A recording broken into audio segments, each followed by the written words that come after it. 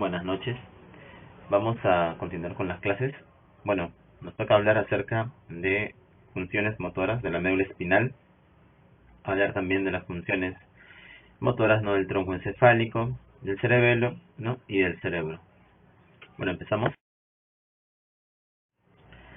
Hablemos un poco acerca de la médula espinal. Bueno, aquí una imagen referencial, ¿no?, donde se muestra un corte de médula espinal. Ahí ustedes pueden identificar, ¿no?, algunas zonas importantes, ¿no? Entonces, por ejemplo, esto que parece una H, ¿ya?, vendrían a ser o vendrían a estar conformadas, ¿ya?, por los cuerpos, por los núcleos de las neuronas. Entonces, es por eso que en la médula espinal esto se conoce como la sustancia gris. ¿Ya? Esta es la sustancia gris de la médula espinal. En cambio, lo que está rodeando es la sustancia blanca, porque por aquí están los axones, ¿sí? Por aquí están todas las vías, tanto ascendentes como descendentes. Si se dan cuenta, tenemos tanto astas, ¿no?, anteriores y astas posteriores, ¿sí? Las astas posteriores vendrían a ser estas, que generalmente es por donde ingresa la información sensitiva. Y tenemos las astas motoras, es por donde sale la información, como bien su nombre lo dice, motora, ¿ya? Y si se dan cuenta, ¿no?, esto que está aquí, señalando el puntero, vendría a ser, ¿qué cosa? Los nervios periféricos, ¿ya? Entonces, si se dan cuenta, los nervios periféricos van a estar constituidos tanto por información sensitiva, como también por información que viene de la parte motora, ¿ya? Ahora, en este otro corte podemos ya tener de repente más claro, ¿no? Miren, está en gris lo que se denomina la sustancia gris, sus astas posteriores y sus astas anteriores. Y tenemos aquí en colores, ¿no?, algunos de los fascículos importantes que ustedes han revisado en neuroanatomía. Tenemos, por ejemplo, el fascículo gracil y el fascículo cuneiforme. Tenemos el tracto córtico espinal, ¿no?, el tracto córtico espinal. Hacia los laterales tenemos el tracto dorsal espinocerebeloso y tenemos hacia aquí este que está en verde, el sistema anterolateral, que va a llevar también información sensitiva, sobre todo del dolor, ¿ya? Algo también muy interesante, ¿sí?, es la distribución somatotópica de la médula. Tanto la médula a nivel cervical como a nivel lumbar va a tener una distribución muy particular. Si se dan cuenta, aquí están las astas anteriores, ¿no?, de donde emergen las motoneuronas alfa, ¿sí? Entonces, si se dan cuenta, ya los niveles cervicales, conforme va descendiendo hacia la línea media, tenemos, por ejemplo, la musculatura más axial, ¿no?, tanto el cuello como el tronco. Y hacia más lateral ya vendrían a estar reflejadas ahí las motoneuronas que van a inervar, ¿no?, las partes más distales, ¿no?, de los miembros superiores. Igual manera, ¿no?, si hacemos un corte a nivel de la médula lumbosacra, vamos a encontrar lo mismo, ¿no?, esta misma distribución. Hacia el centro van a estar distribuidas esas motoneuronas que inervan la parte más axial, ¿sí?, la parte más central. Y hacia la periferia, ¿no?, en ese orden, las motoneuronas van a inervar tanto musculatura, en este caso, ¿no?, a nivel del muslo, a nivel de la pierna, ¿no?, a nivel del pie, ¿ya? Ahora, el control que va a ejercer, ¿no?, sobre esta médula espinal, ¿no?, el tronco del encéfalo, van a dividirse de alguna forma en vías, ¿no? Entonces voy a tener, por ejemplo, vías que viajan por el lado medial y por el lado lateral. Por el lado medial voy a tener fibras que vienen de los núcleos reticulares, por eso se llama la vía retículo espinal. Si viene de los núcleos vestibulares, vestíbulo espinal, ¿no? Si viene del tectum, tecto espinal, ¿ya? Estos van a viajar, ¿no?, por columnas ventrales y van a terminar en el asta anterior, en la porción medial del asta anterior. Y tengo las vías laterales, que estas van a sobre todo ejercer su acción a través de estos núcleos, del núcleo rojo. Y esta vía se va a llamar la vía rubroespinal, ¿ya? Que va a viajar por el lado dorso lateral y va a terminar también en el asta anterior, pero en la porción más lateral. Y para que se pueda graficar de repente, ¿no? Miren cómo el tronco del encéfalo va a ejercer una función, ¿sí? Sobre la médula espinal. Si se dan cuenta, estos núcleos vienen del tectum, ¿sí? La parte del mesencéfalo. Y la información decusa en el bulbo raquídeo, ¿ya? Y miren cómo viaja por la parte medial, ¿sí? Hacia estos núcleos tectoespinales. También de igual forma, ¿no? La información que viene de los núcleos vestibulares también va a seguir por esta, o voy a viajar por esta línea media, ¿ya? A diferencia, por ejemplo, de las vías que vienen del núcleo rojo. El núcleo rojo va a emitir sus vías descendentes, ¿no? Decusar a nivel del bulbo raquídeo, pero estas van a viajar de manera lateral, ya como está en el gráfico, ¿no? La vía rubroespinal para ejercer su acción sobre estas motoneuronas de la médula espinal y poder regularlas, ¿ya? Entonces, va a haber una distribución funcional de estos núcleos motores, ¿ya? Ya sabemos que los núcleos motores están en las astas anteriores, tanto en la posición medial y lateral. En la medial, los músculos más axiales, ¿no? Como habíamos visto anteriormente, del cuello y de la espalda. En la parte lateral, los músculos de las extremidades, en forma ordenada. Igualmente, también voy a tener que estas motoneuronas, vamos a tener las más ventrales y las más dorsales. Las más ventrales, o sea, las que están hacia más adelante, van a ser extensoras y las dorsales flexoras, ¿ya? Igualmente estos núcleos mediales van a estar interconectados por neuronas propioespinales, ¿ya? Estos fascículos, ¿ya?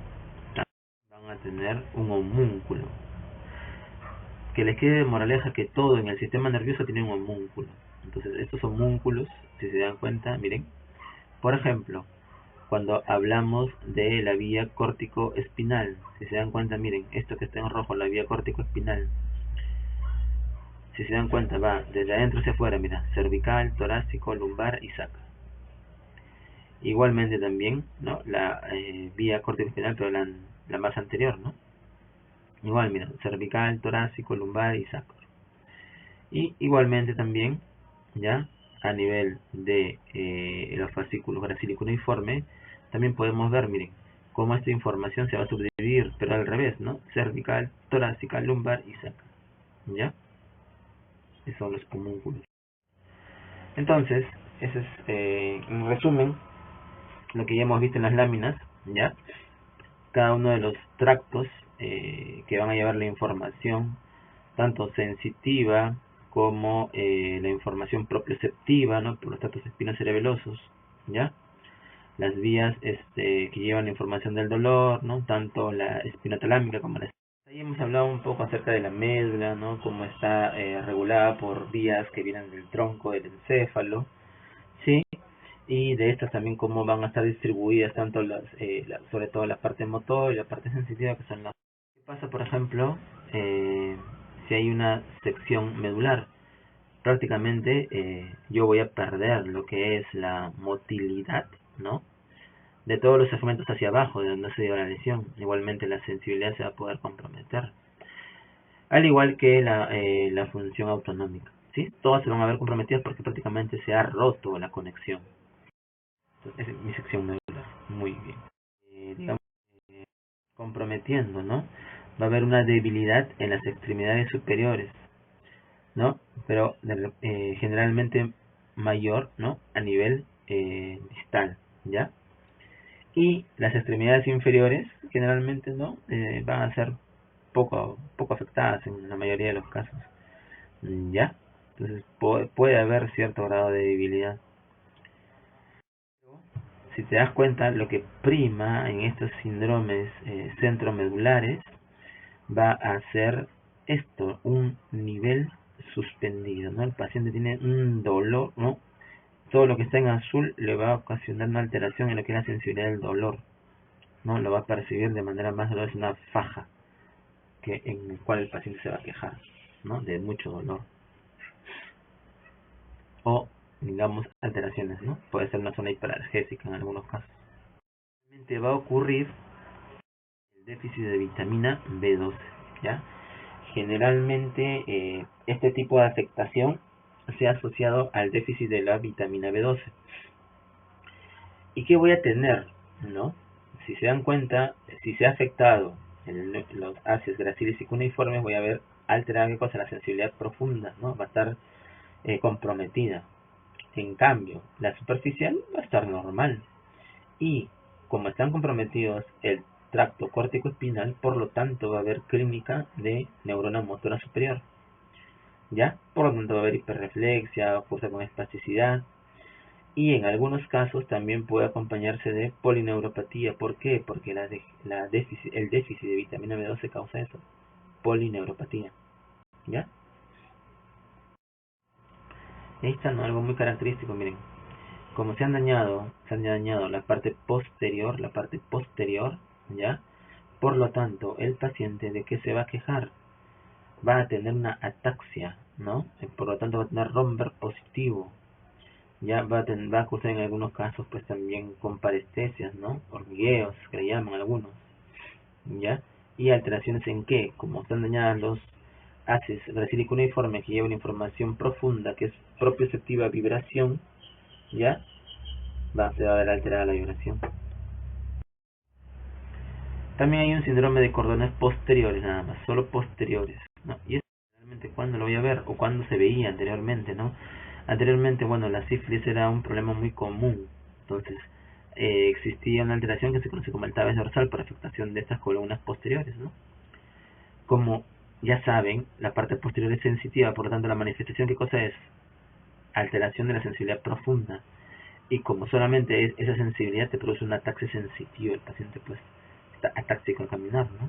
Un caminar muy particular, ¿ya? Por esta afectación. Y el síndrome de asta anterior, solamente miren, solo las astas anteriores, que voy a tener afectada la vía motora, pues, ¿no? Entonces, vamos a tener, ¿ya? Que se van a afectar estas motoneuronas, pero inferiores, ya sea las alfa. Y como solamente es astas anteriores, no tiene nada que ver la sensibilidad, por lo tanto va a estar conservada. En quienes vemos este síndrome, como traen poliomielitis, ¿ya? Y en atrofia muscular espinal. Va a estar afectando también esta, donde ven el puntero, se encuentran el asta intermedio lateral. Esta asta intermedio lateral es la que lleva la información simpática, no la información autonómica. Hasta ahí hemos hablado acerca de lo que es médula, ¿ya? Muy bien. Ahora, algo muy interesante y que vamos a ir viendo a lo largo de este tema es, ¿se acuerdan que hablábamos de la sensibilidad, en este caso profunda? Ya. Existen lo que se denominan los usos musculares. Estos son receptores, ¿sí? Receptores propioceptivos. Lo que van a ellos a captar es información, ¿no? Sobre todo de elongación del músculo. Y van a enviar su información. Y a la vez también van a controlar, ¿no?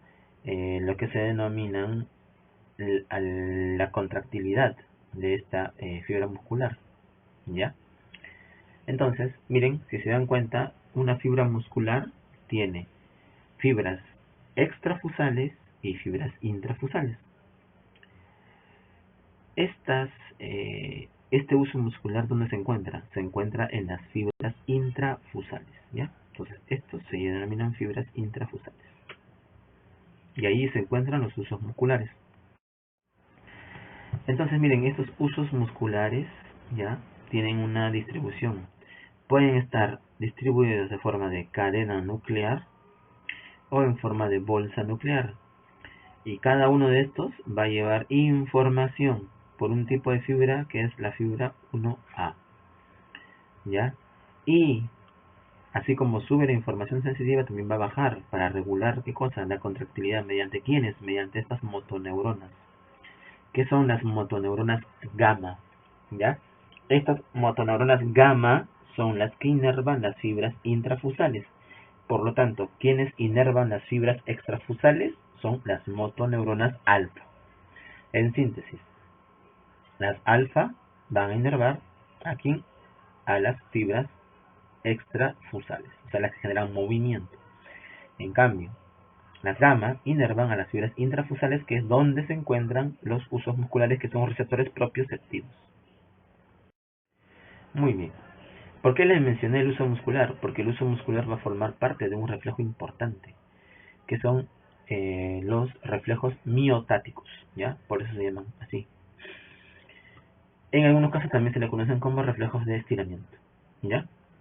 Entonces, estos aferentes, ¿no? Hacen sinapsis excitatorias ¿con quién? Con las motoneuronas alfa del mismo músculo que ha sido estimulado y de los sinergistas, ¿no? E inhiben a motoneuronas antagonistas. Entonces, al estirar este músculo, ¿ya? Es que se genera que el uso muscular pues mande la información sensitiva y el eferente va a ser pues el que va a regular este reflejo. ¿Cómo a entender? No, bien fácil. Miren acá el gráfico. Este es el martillo con el cual se evalúan los reflejos miotáticos. Lo que se hace es percutir, ¿qué cosa? El tendón. Por ejemplo, este es el reflejo bicipital porque este es el bíceps. Y aquí yo estoy percutiendo el tendón. Al yo percutir el tendón, ¿qué es lo que hago en este músculo? Lo estiro porque al momento que percuto jala y se estira el uso muscular. El uso muscular se despolariza, manda su información sensitiva por las fibras tipo 1A, aferentes 1A. Y si se dan cuenta, miren, la información llega aquí y ¡fuan! Se abre en 3 ramas. ¿Por qué? Porque una de esas ramas va a inervar a una motoneurona que está en verde, que va a inervar el mismo músculo que ha sido estimulado, ¿no? Una motoneurona alfa. Y va a provocar la contracción de este músculo. De la misma manera, esta información se va a ir a las motoneuronas que inervan músculos sinergistas y por lo tanto también va a haber contracción de esos músculos sinergistas. Y todo lo contrario, esta misma información va a hacer una sinapsis con una interneurona inhibitoria. Y esta interneurona inhibitoria, como su nombre lo dice, va a inhibir a esta motoneurona que está inervando músculos antagonistas. Es por eso que yo al percutir este tendón bicipital, lo que voy a generar es un reflejo y por lo tanto la contracción de los sinergistas como la relajación de los la relajación de los antagonistas. Creo que eso debe quedar claro. Muy bien. Entonces, estos reflejos miotáticos, que seguro ya los han revisado en sus prácticas, ¿no? Los han hecho. Son los más importantes, ¿no? Y tenemos el bicipital, el estilo radial, el tricipital, cúbito pronador, patelar y aquiliano. Cada uno con los niveles medulares que van a evaluar, ¿no? Cervicales y lumbares y sacras. Recuerden, ¿qué nivel medular evaluaba este reflejo? C5, ¿no? El reflejo bicipital es 5. ¿Y este qué nivel cervical? Eso es C7, ¿ya? El tricipital es C. Y el braquio radial es C6. Y el cúbito pronador C8. Y este es el reflejo patelar, ¿no? Prácticamente la mayoría lo conoce, el reflejo patelar. O este reflejo, ¿qué nivel medular va a evaluar? L3, no te olvides, ¿ah? L3. Y este es el aquileo, ¿no? O aquiliano. Este reflejo sobre todo va a evaluar qué nivel, el nivel S1, ¿ya? No te olvides, nivel S1. Muy bien. Si se dan cuenta en lo que hemos visto, hay algunas interneuronas que van a mediar o van a tener una función importante en todos estos reflejos. Si se dieron cuenta hace rato, vimos cómo al percutir el reflejo bicipital, ¿no? El tendón del bíceps, se genera un estímulo en el uso muscular manda su información propioceptiva que ingresa por las astas posteriores e inmediatamente hace una sinapsis con la motoneurona alfa que inerva a ese músculo y se genera la respuesta contráctil. Pero también vimos que una parte de esa información iba hacia una neurona inhibitoria. Y esa neurona inhibitoria, ¿qué es lo que hacía? Va a inhibir a una motoneurona alfa que va a inervar un músculo antagonista. ¿Ya? Entonces, esa neuronita inhibitoria tiene un nombre, interneurona inhibitoria 1A. ¿Ya? 1A, así se le conoce. Y a la vez, esta también va a recibir información, si se dan cuenta en la lámina, de centros superiores, ¿no? Si se dan cuenta, ¿no? De la vía córtico-espinal, ¿no? De vías descendentes y de otras vías descendentes. Entonces, ¿cuál va a ser esta función de esas interneuronas? ¿No? Va a permitir, ¿no? A centros superiores coordinar los músculos opositores. ¿Qué más? Va a mediar pues la inhibición, ¿no? Recíproca, porque se opone al movimiento, ¿no? Porque es un antagonista, ¿no? Y las vías descendentes también van a activar pues a grupos musculares agonistas y al mismo tiempo, ¿no? Van a inhibir a los antagonistas, ¿no? Es una función muy interesante de esta interneurona. Si se dan cuenta, aquí vamos a ver otro tipo de interneurona inhibitoria, que es la 1B. Y esta generalmente se va a poder ejemplificar en un tipo de reflejo, que es el reflejo miotático inverso. ¿Ya? No se olviden, reflejo miotático inverso. Entonces, si se dan cuenta, este es un tendón. De este tendón vamos a tener un receptor que se llama el órgano tendinoso de Golgi.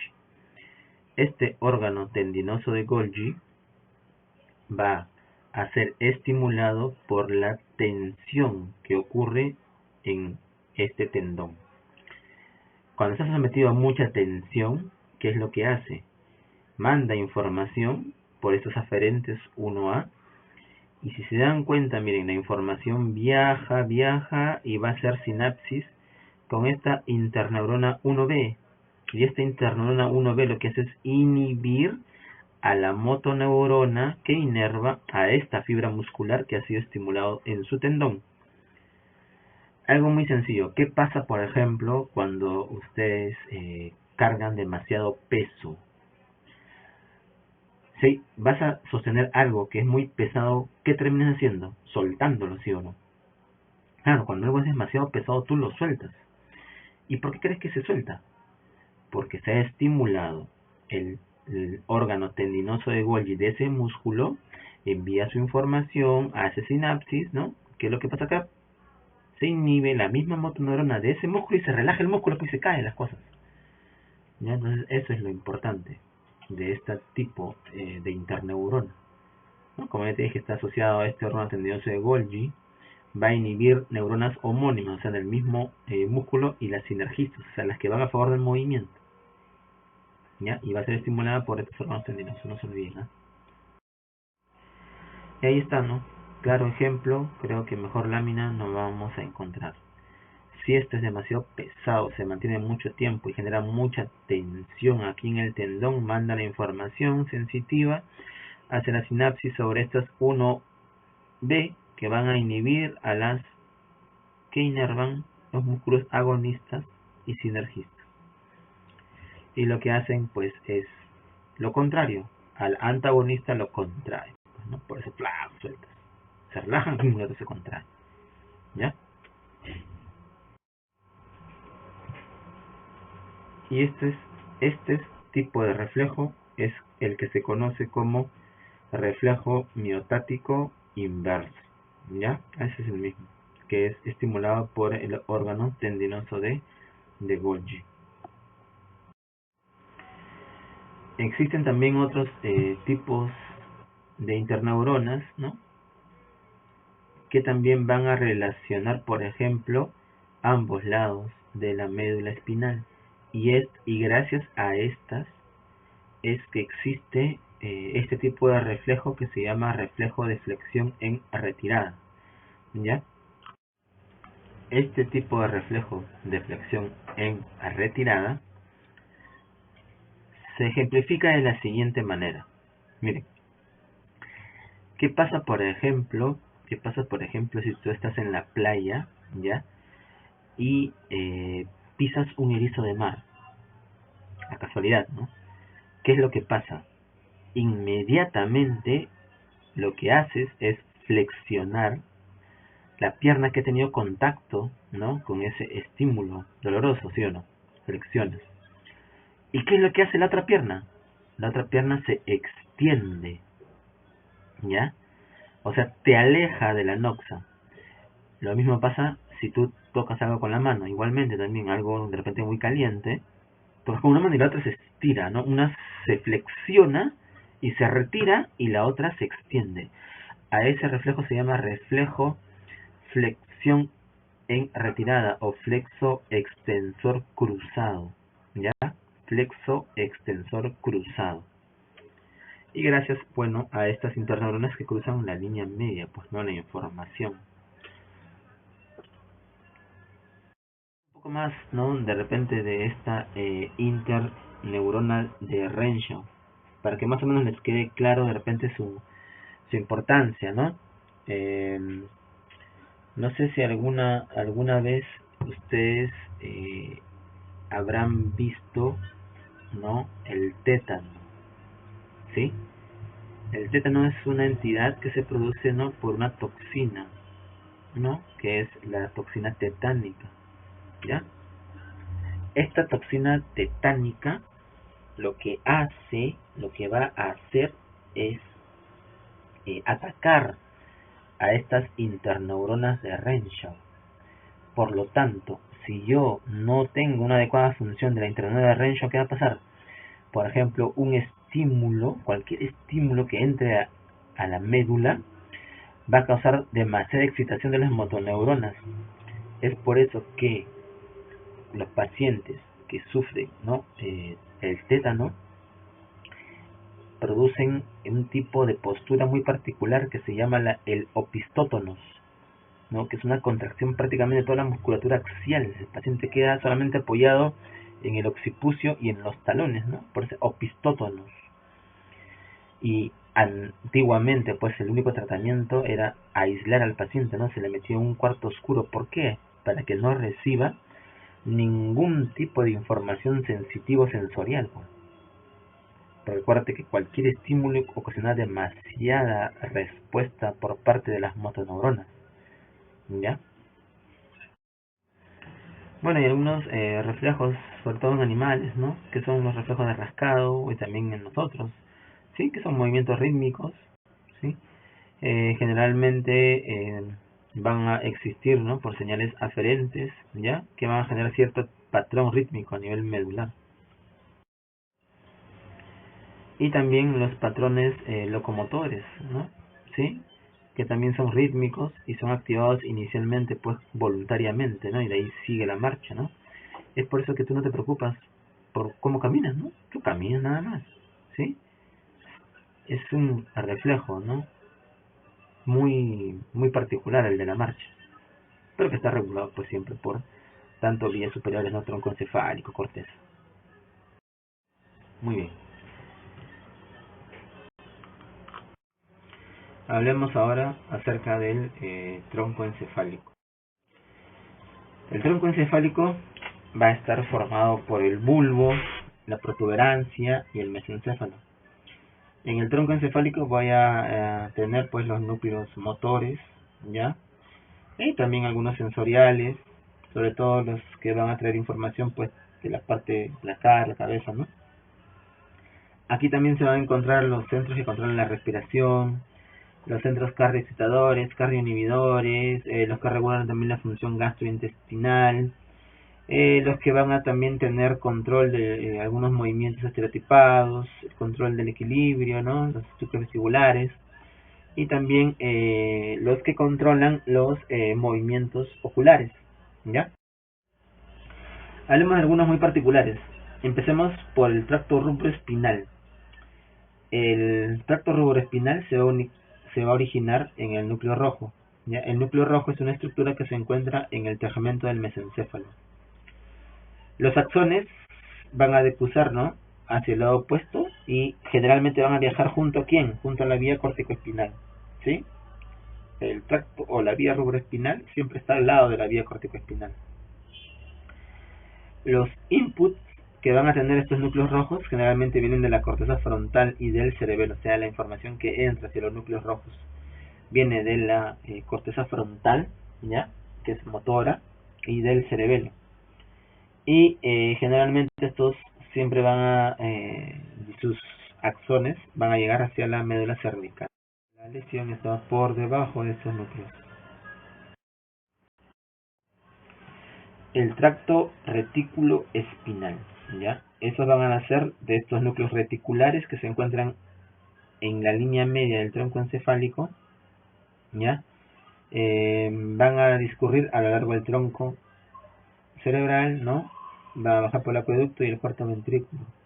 Ahora, estos núcleos reticulares reciben inputs y van a cumplir también muchas funciones, ¿ya? Algunos núcleos importantes tenemos los núcleos reticulares pontinos y bulbares. Estos están muy bien relacionados con lo que es el sostén del cuerpo contra la gravedad. Se van a inervar los músculos antigravitacionales, ¿ya? Y actúan de forma antagónica. Por ejemplo, el núcleo retículo espinal pontino, ¿ya?, facilita ¿qué cosa? Los reflejos antigravitatorios. Y en cambio, el retículo espinal bulbar tiene el efecto contrario, ¿ya? ¿Y quién controla a estos? La corteza. Y aquí están, pues, ¿no? Tenemos la protuberancia y tengo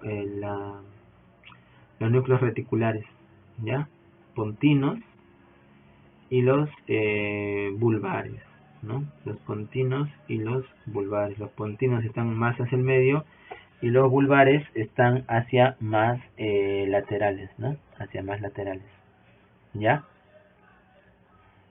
Ahora, estos fascículos, ¿ya? Ya saben que también van a estar relacionados con lo que es la vía corticoespinal, ¿ya? Y sobre todo, ¿no?, los que provienen del puente, ¿no?, el retículo espinal pontino, ¿ya? Estos van a facilitar la acción de los extensores. Y el bulbar, ¿no?, el retículo espinal bulbar facilita la acción de los flexores, ¿ya? No te olvides, ¿eh?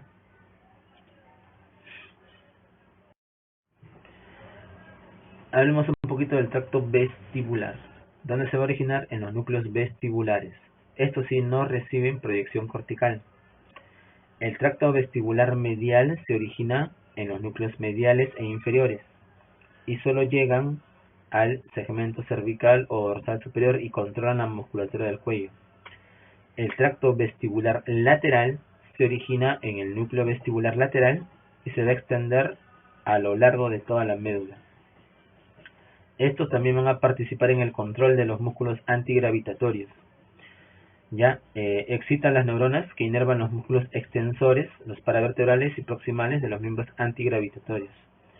Estos también van a permitir coordinar la posición de la cabeza y el cuerpo en el espacio, son muy importantes, ¿no?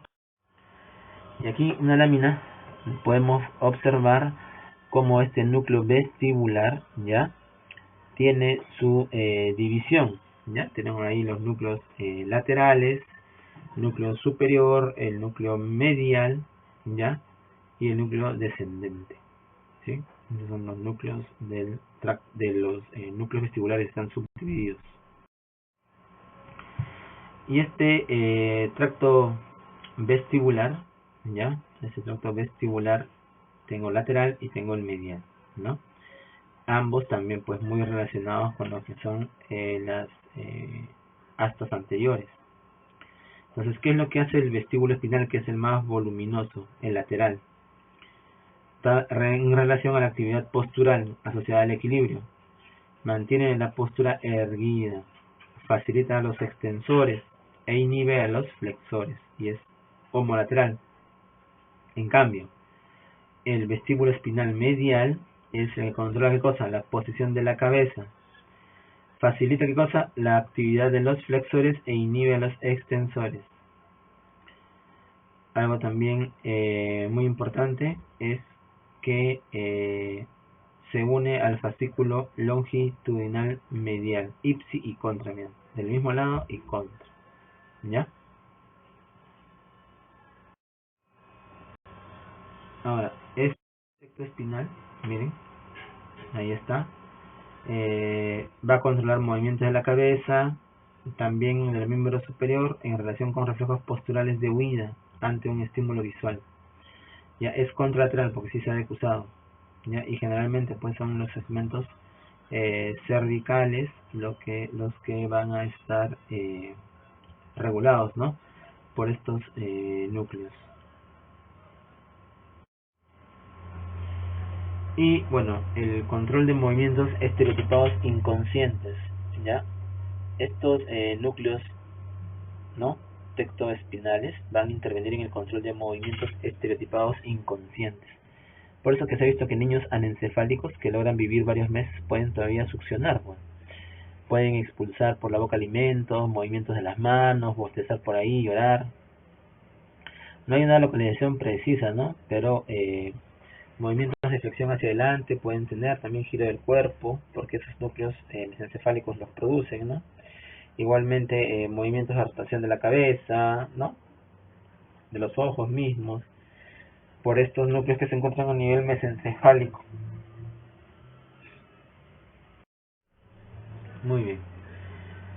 Sigamos hablando ahora acerca del cerebelo.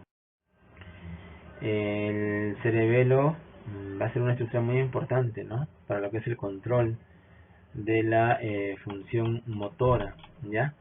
Ahora, el cerebelo va a tener una característica también muy interesante, ¿no? En su interior va a contener algunos núcleos que vale la pena recordar, ¿no? De atrás hacia adelante tenemos aquí al núcleo dentado, ¿ya? Tenemos al núcleo emboliforme y núcleo globoso que forman parte del interpósito, y tenemos al núcleo fastigio, ¿ya? Esos son hacia el interior y la medial de lo que es la conformación del cerebelo, ¿ya? Y si nosotros damos un corte sagital a nivel central del cerebelo, voy a poder observar esto que de repente muchos se acordarán, el árbol de la vida, ¿no? El árbol de la vida. Ya, el árbol de la vida va a ser subdividido, pues, ¿no? En varios lóbulos también, ¿ya? Y por ejemplo, aquí tengo la língula, ¿ya? Tengo la língula, por ejemplo, tengo el culmen, tengo el declive, el folio en el tuber, ¿no? Piramidal, la úvula, ¿ya? Y vamos a ver también que dentro de esta van a haber algunas regiones que van a estar relacionadas con lo que es pues la parte motora, ¿no? ¿Ya? Y también va a colaborar con esta. Aquí tenemos, por ejemplo, el cerebro cerebelo, el vestíbulo cerebelo, ya que es sobre todo se va a regir a través del control del nodo flóculo nodular, ¿ya? El espino cerebeloso, que es el vermis, ya no se olviden, los hemisferios es cerebro, cerebelo, ¿ya? El vestíbulo cerebelo es flóculo nodular y espino cerebelo es todo lo que es el vermis. Entonces, el cerebelo va a cumplir las siguientes funciones. Va a ser vital, ¿no? Para las actividades musculares rápidas. Por ejemplo, correr, escribir a máquina, tocar piano, conversar. Va a recibir constantemente información actualizada acerca de secuencias deseadas de contracciones musculares. El cerebelo se encarga de contrastar los movimientos reales descritos por la información sensitiva periférica con los movimientos pretendidos. Entonces, ven esa importancia, ¿no? O sea, yo tengo un patrón de movimiento, ¿no? Que me da, mediante la información sensitiva, llega a córtex, y pues, de alguna forma también manda la diferencia, ¿no? En relación al cerebelo, ¿no? Para formar, ¿qué cosa? Un ya movimiento pretendido, en el que se quiere ejercer. Es por eso que se dice que el cerebelo planifica por anticipado el siguiente movimiento. ¿Ya? Eso es interesante. La relación corteza cerebral y cerebelo, pues el cerebelo constituye el 10% del volumen del encéfalo. Sin embargo, contiene más del 50% de las neuronas, ¿no? Están ahí. Axones de las áreas motoras, por ejemplo, área 4 y 6, áreas somatosensitivas de la circunvalación postcentral y de áreas parietales posteriores, se proyectan hacia el cerebelo a través del puente, ¿no? El haz córtico pontocerebeloso tiene 20 millones de axones, o sea, 20 veces más que el tracto piramidal. Miren esa diferencia, ¿no? O sea, la información que va de la corteza al puente al cerebelo tiene muchísimo más axones que la que va de la corteza a la médula para la regulación del movimiento, ¿no? Muy interesante esa. Las vías cerebelosas se proyectan al cerebro a través de núcleos del tálamo, ¿ya? El cerebelo de alguna forma instruye a la corteza cerebral respecto a dirección, tiempo y fuerza del movimiento. Va a ser un sitio importante para el aprendizaje motor. El vermis del cerebelo, ¿no?, envía sus axones a las estructuras del tronco cerebral relacionadas con el sistema ventromedial que controla la musculatura axial. O sea, todo el axis va a ser controlado por este vermis. Y aquí, por ejemplo, ¿no?, miren, el córtex, la corteza cerebral va a enviar su información, los inputs que llegan al cerebelo, ¿no? Llega de la corteza mediante esta vía que se conoce como cerebro cerebeloso, llega al núcleo del puente y llegan a los núcleos dentados. El espino cerebeloso recibe información ¿de quién? De la vía somatosensitiva, de la vía somatosensorial, ¿ya? Todas estas viajan por estas vías, ¿ya? Y llegan a relacionarse con quienes se relacionan con los núcleos interpósitos y fastigio, ¿ya? Fastigio.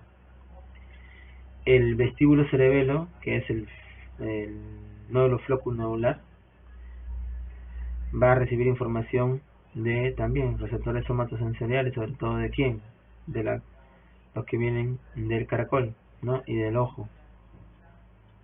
Y estos, sí, se van a agrupar, ¿no?, mediante esta vía vestíbulo cerebelar, ¿ya? Y va de esa forma a tener esos inputs.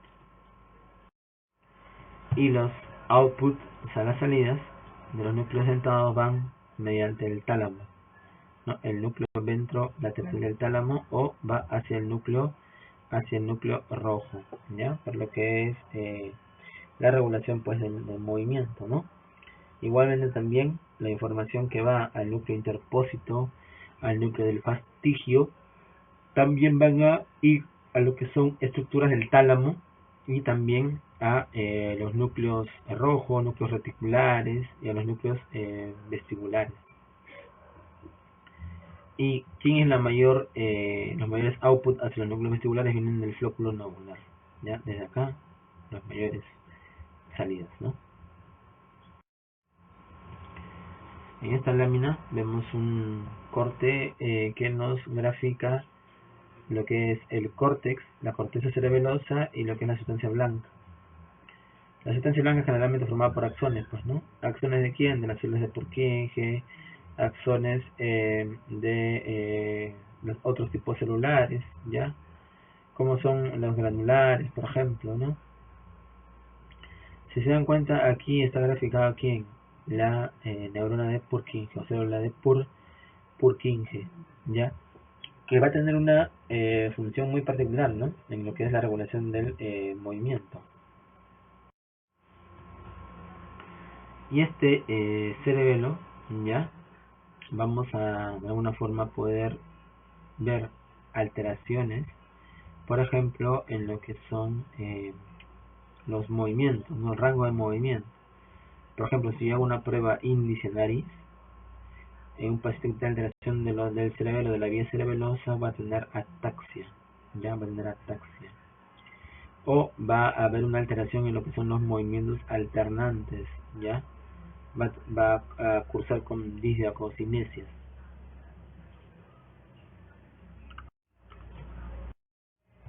Muy bien, hasta ahí hemos hablado del cerebelo. Ahora vamos a hablar ya en sí de los sistemas motores propios, ya pues no regulados por la corteza.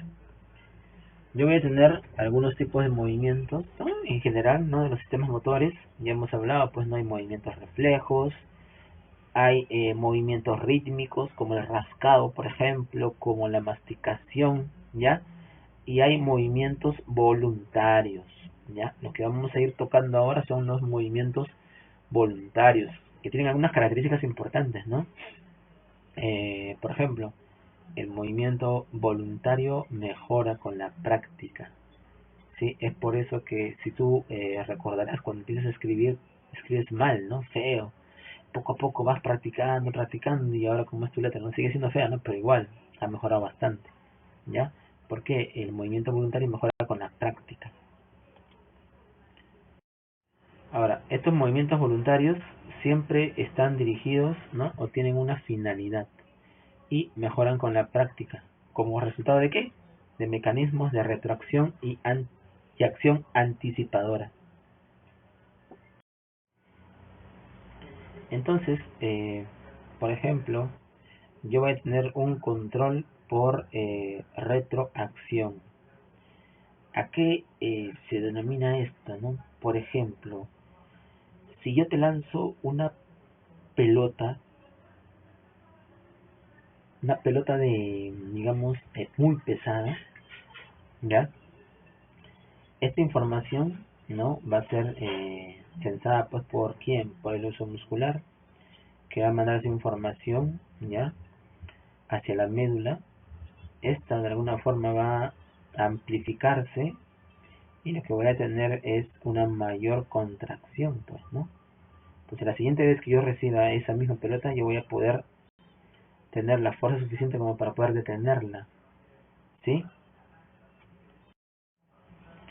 Y hay un control anticipador, ¿ya? Que generalmente se da, pues, porque la información sensorial en este caso viene de la vista, ¿no? Yo veo el objeto que está llegando hacia mí, veo de alguna forma y voy a generar, pues, la contracción de la musculatura, pero esto se da mediante un sentido, ¿no? En este caso, los ojos.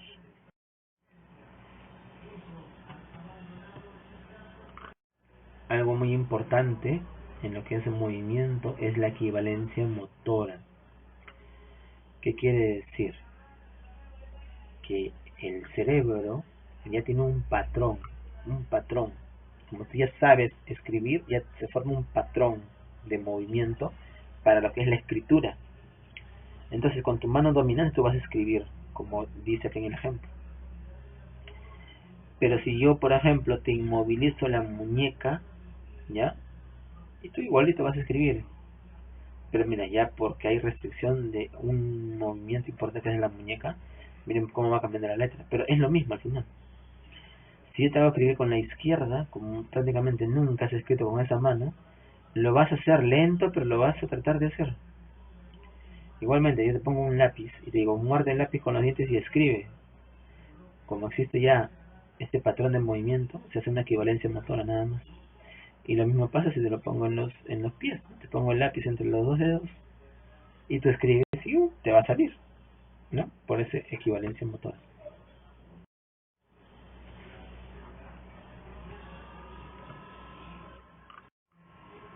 Existen algunas interrogadas, ¿no? Como ya las habíamos mencionado anteriormente, ¿no? Están en la sustancia raíz medular, son pequeñas, excitables, son numerosas, forman circuitos tanto convergentes como divergentes, participan en los arcos reflejos, ¿no? Y gran parte del gas córtico espinal va a terminar en estas neuronas, ya que ya los habíamos mencionado anteriormente. Entonces, hablemos del control superior de la función. Entonces, voy a tener un nivel de control, ¿ya?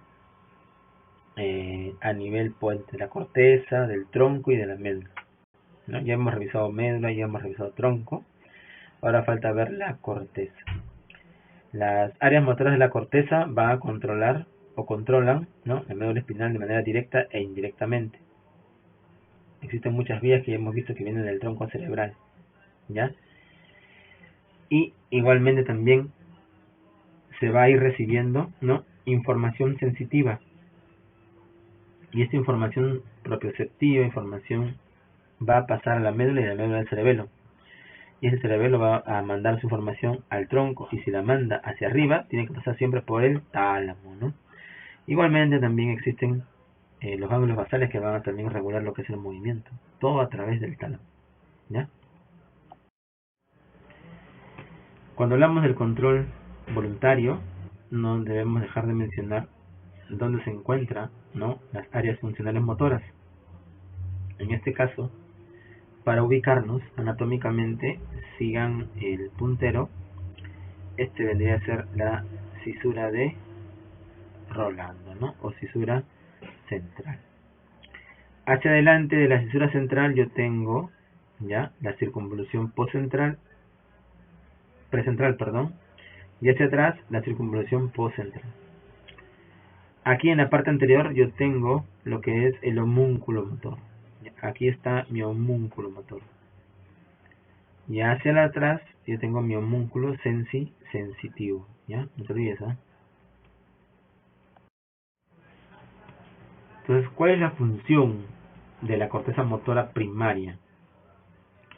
Las neuronas córtico-espinales van a controlar grupos pequeños de músculos. Estas neuronas córtico-espinales codifican, ¿qué cosa? La cantidad de fuerza a ser ejecutada. Algunas de estas neuronas también controlan la velocidad a la que se va incrementando la fuerza. Estas neuronas córtico-espinales controlan también la dirección del movimiento. Y estas van a recibir la información propioceptiva. Aquí ustedes ven, ¿no?, la representación cortical de lo que es el homúnculo motor, ¿ya? Si se dan cuenta, miren dónde empieza todo, ¿no? Aquí está la lengua, está la cara, luego viene en las manos, que tiene una gran proporción, la espalda y el pie, que casi no tiene nada, ¿no? Menos. Habíamos mencionado, prepara el sistema motor para el movimiento. Esa es su principal función. También va a actuar con una respuesta voluntaria, ¿no?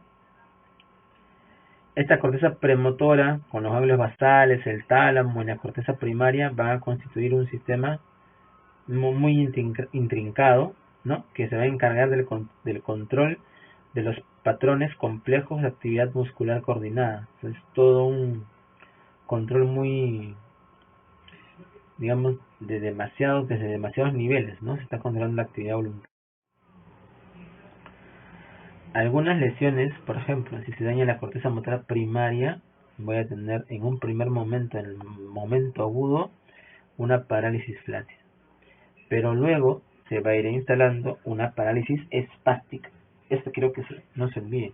Al inicio siempre es una parálisis flácida, pero conforme pasan los días, conforme va avanzando, ¿no?, se hace espástica. A diferencia, por ejemplo, si se daña la corteza premotora. Si se daña la corteza premotora, va a haber una alteración, ¿no?, en la capacidad para ejecutar una estrategia apropiada para el movimiento. Y a eso se le conoce, ¿no?, esta incapacidad de ejecución de una estrategia apropiada se le conoce como apraxia. ¿Ya? Apraxia entonces sería la pérdida de la capacidad de ejecución, ¿ya? La corteza motora suplementaria, a diferencia, ¿no?, en ella se van a programar secuencias motoras complejas, como orientar el cuerpo, abrir y cerrar las manos, abrir los brazos, ¿no?, es bilateral. Y eso ya lo habíamos recalcado, ¿no? Los movimientos generalmente son bilaterales, ¿no?, y tienen mayor influencia proximal o bilateral compleja. que en movimiento también se van a estimular las neuronas que vienen ¿desde dónde? Desde la vía somatosensitiva, ¿ya? Entonces también se estimula esa, ¿ya? Entonces también forman parte de la vía piramidal. Entonces el haz corticoespinal o vía piramidal voy a tener dos tipos: una vía corticoespinal cruzada y una vía corticoespinal directa. Ya, generalmente la cruzada es la que se conoce como vía corticoespinal lateral y la directa es la que se conoce como fascículo corticoespinal ventral. Ya, si observan en el gráfico, la mayoría de los haces cruzan la línea media. ¿Ya? O sea, por eso que el mayor grueso de la vía corticoespinal va de manera lateral, pues, ¿no?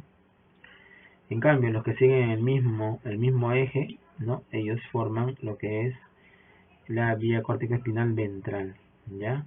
Que es muchísimo más pequeña, porque no hay tanta fibra muscular que controlar, ¿ya? Y otras vías, pues, como la vía cortico rubroespinal, ¿no? Que en este caso va a venir de la corteza, ¿no? Hacia la porción magnocelular del núcleo rojo, que posee una representación somatotópica también, ¿ya? Y la vía cortico rubroespinal actúa como un camino accesorio para la transmisión de las señales desde la corteza motora. Otras estructuras muy interesantes que también van a regular lo que son el movimiento son los núcleos basales o ganglios de la base. ¿Quiénes lo conforman? Y aquí los vamos a ir señalando, ¿no? Por ejemplo, tengo esto que se denomina el núcleo lenticular. Hacia adentro tengo el globo pálido y hacia afuera tengo al putáneo. Hacia aquí, hacia medial, tengo al subtálamo y a la sustancia nigra, ¿ya? Tengo al núcleo caudado, ¿ya? Tengo al núcleo caudado. Estos 5 núcleos, ¿ya? Van a estar interconectados. Su mayor entrada viene del núcleo caudado y del putamen, son las vías de ingreso. La salida mayor es a través del globo pálido interno y la sustancia negra reticulada, ¿ya? Esa es la mayor salida. Por esas complejas interconexiones, ¿ya? Vamos a ver también que se forman algunos circuitos, ¿no? Tanto circuitos excitadores como circuitos inhibidores.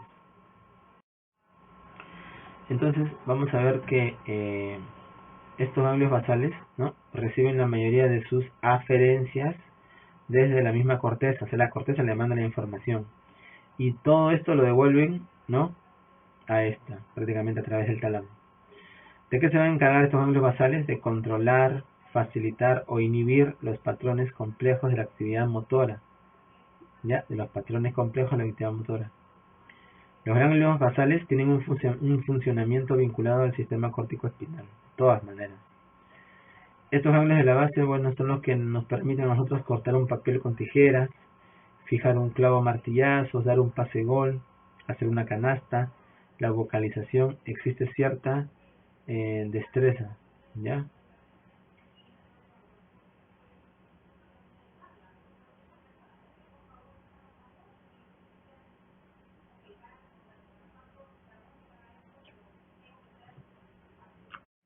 Vamos a ver también que estos ganglios de la base van a estar también relacionados con movimientos automáticos, como por ejemplo la marcha, escribir, ¿no? En el teclado, ¿no? Y montar bicicleta. El putamen, como se ve en el gráfico, también engloba aquí al núcleo rojo, perdón, al núcleo, al globo pálido, involucra al subtálamo, involucra la sustancia negra, involucra, sí, a esos núcleos. Es por eso que si hay un funcionamiento anormal de este circuito, por ejemplo, lesiones del globo pálido, ¿qué me va a producir? Atetosis, ¿ya? ¿Y qué cosa es la atetosis? Atetosis vendrían a ser movimientos involuntarios de tipo contorsión, ¿ya? Así son, movimientos involuntarios de tipo contorsión. A eso se denomina atetosis, y la atetosis está relacionada con una alteración de ¿quién? Del globo pálido. Movimientos de agitación bruscos y súbitos se denomina el hemibalismo. hemibalismo, entonces, ¿qué cosas hacen? Movimientos de agitación brusco y súbito. Generalmente estos movimientos son bien proximales, ¿ya? Y sobre todo cruzan la línea media. Y estos se producen generalmente cuando hay lesiones que involucran al subtálamo, ¿ya? Sí, cuando se compromete este subtálamo, ahí se denomina el hemibalismo. Existen también lesiones que pueden comprometer al mismo putamen. ¿Y qué va a originar? La corea, ¿sí? Que son unos movimientos, ¿no?, reptilianos de tipo lanzamiento, que son más distales, ¿ya? Y que son propios de algunas entidades muy particulares, como por ejemplo la corea de Huntington, ¿no? Antiguamente veíamos que la habían denominado el mal del baile de San Vito, ¿no? Mal del baile de Santo Vito. ¿No? Como está en la figura, ¿no? Parece como si estuviera bailando la persona, ¿no? Pero en realidad son movimientos de tipo coreiforme. Y por ejemplo, si hay lesiones que afectan la sustancia nigra, ¿no? Como en la enfermedad de Parkinson, yo voy a tener a un paciente que es lo que tiene es rigidez, asinesia y temblores, ¿no? Eso se produce por alteración en lo que es la sustancia nigra, ¿no? La rigidez se valora como el signo de la rueda dentada, ¿no? Signo de la rueda dentada. La asinesia es la incapacidad para poder iniciar movimiento. Y el temblor es un temblor muy particular, ¿no? Es un temblor en reposo, ya es un temblor en reposo. ¿Y quién es este?